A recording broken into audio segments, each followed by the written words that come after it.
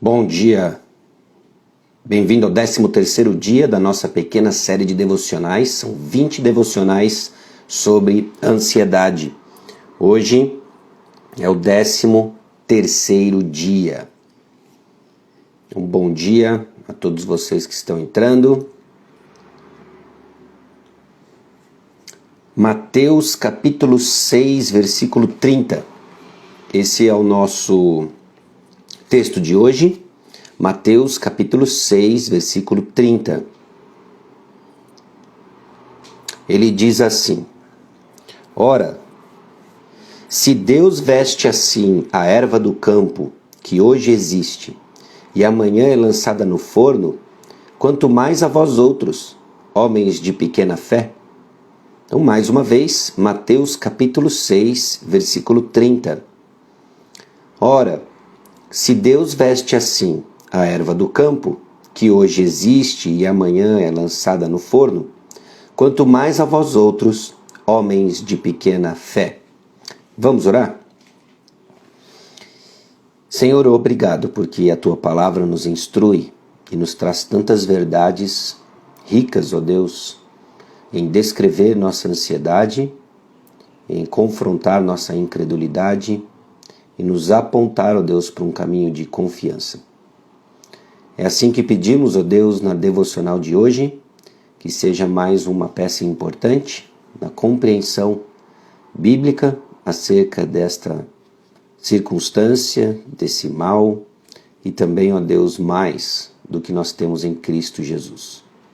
No nome de Jesus que nós oramos. Amém. 13º dia da nossa pequena série de devocionais, e o desafio para nós hoje é compreendermos que o nosso Pai Celestial provê.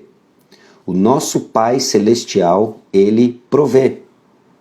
Ele provê para pessoas terrenas como eu e você, que temos nosso foco e nossa atenção voltada para fardos terrenos.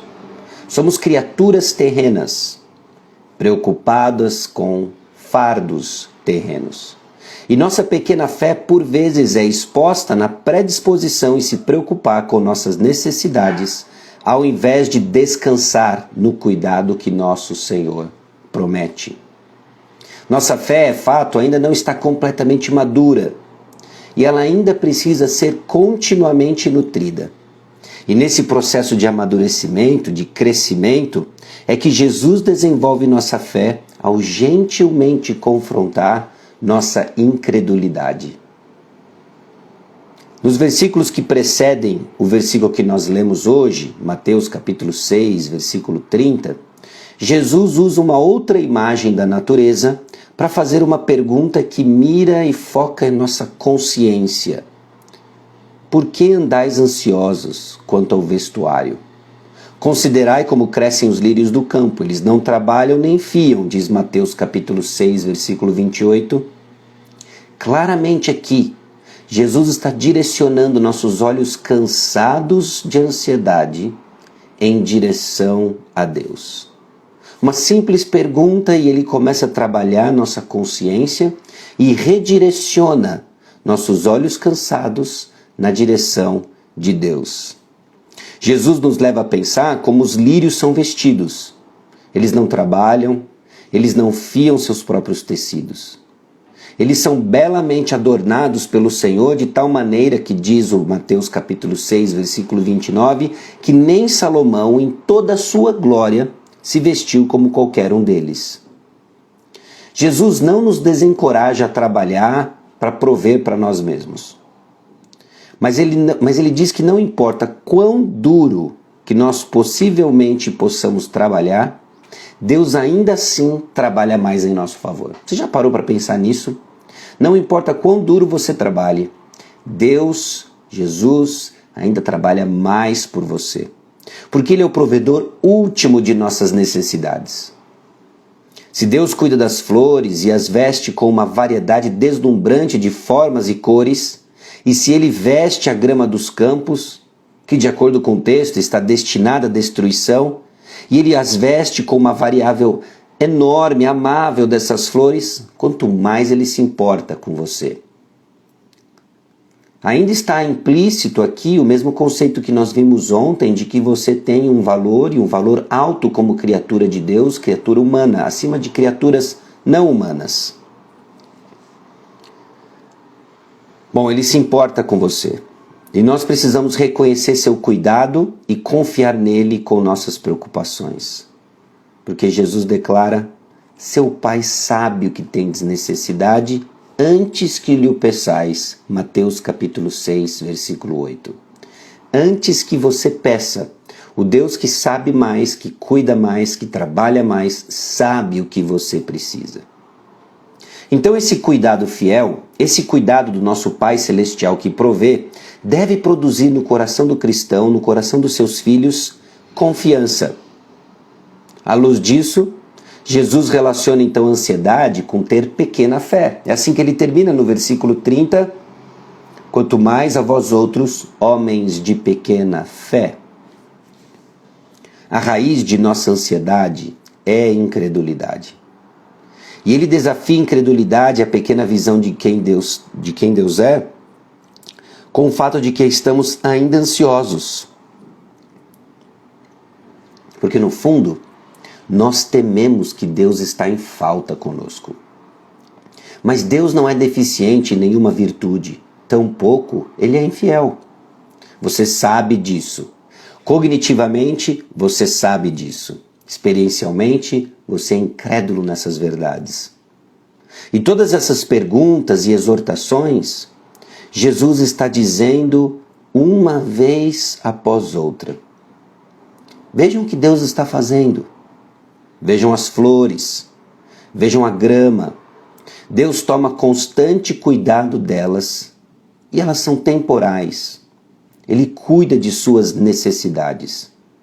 Por que você não confia em Deus quando você é infinitamente mais valioso e irá viver por toda a eternidade? Incredulidade e ansiedade, ambos sussurram em nossos ouvidos. Suas necessidades não serão supridas. O que você vai fazer? Suas necessidades não serão supridas. O que você vai fazer? Esse é o coro da incredulidade e ansiedade em nossos ouvidos. Mas vamos dar ouvidos à voz do Deus que prometeu cuidar de nós. Em nossa luta então contra a ansiedade, uma visão pequena de Deus nunca irá satisfazer o coração agitado. E Deus delegou o cuidado da terra ao homem. Gênesis capítulo 2, versículo 15. Mas o tempo todo o grande jardineiro é Ele. Nós somos apenas os seus vice-regentes, cuidando de uma obra que Ele mesmo está fazendo. O pináculo da criação de Deus é o homem. O Salmo 8 diz que o homem, o ser humano, é a criação, é o ápice da criação. O Deus que cuida, o nosso valor, aquilo que Deus projetou em nós, são verdades que se unem para dizer e gritar no meu e no seu coração: eu vou cuidar de você. Portanto, creia, Deus irá cuidar, suprir suas necessidades. Tenha fé, Deus se importa com você. Por vezes nossa experiência grita o contrário, mas a realidade da Escritura e onde nós somos chamados a exercer fé é que Deus se importa. Deus cuida. Então reflita. Como que sua visão de Deus impacta na sua confiança nele? Como que sua visão de Deus impacta a sua confiança nele?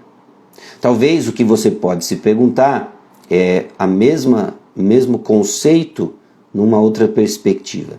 O que a sua ansiedade diz sobre quem Deus é? E como que a sua visão de Deus lhe ajuda a lutar contra a ansiedade? E nós temos falado isso ao longo de toda essa série, de que lutar contra a ansiedade não significa atacar ou buscar alívio imediato. Pode ser que grande parte das respostas que você encontre estejam fundamentadas no caráter de Deus. Medite em Jeremias capítulo 17. Vamos para Jeremias capítulo 17. versículos 7 e 8. Bendito o homem que confia no Senhor e cuja esperança é o Senhor. Porque ele é como a árvore plantada junto às águas, que estende as suas raízes para o ribeiro e não receia quando vem o calor. Mas a sua folha fica verde, e no ano de sequidão não se perturba, nem deixa de dar fruto. Olha como Jeremias descreve esse que confia no Senhor. Apesar de circunstâncias secas, áridas, ele continua a dar fruto, porque suas raízes estão estabelecidas em um ribeiro, em águas correntes. Não é? Que sejamos assim. Então escreva, após refletir em Jeremias 17, 7 a 8, escreva sobre o fruto de confiar em Deus.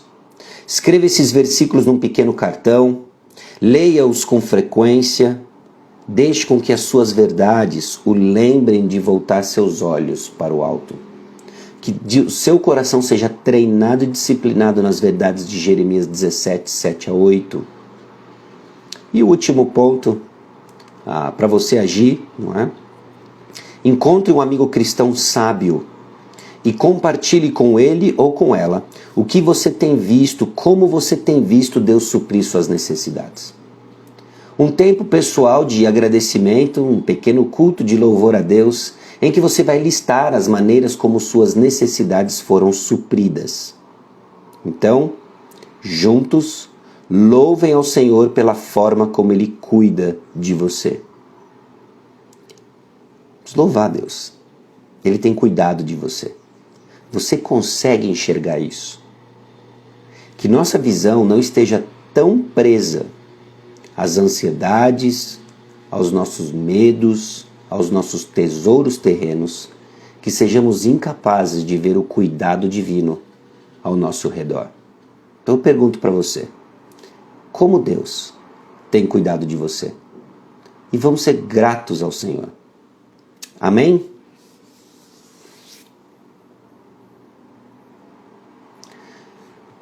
Bom, nós vamos encerrar com uma palavra de oração. Depois eu vou mandar as tarefas, né? Eu acabei de ler aí 3 pontos importantes da tarefa para sua reflexão.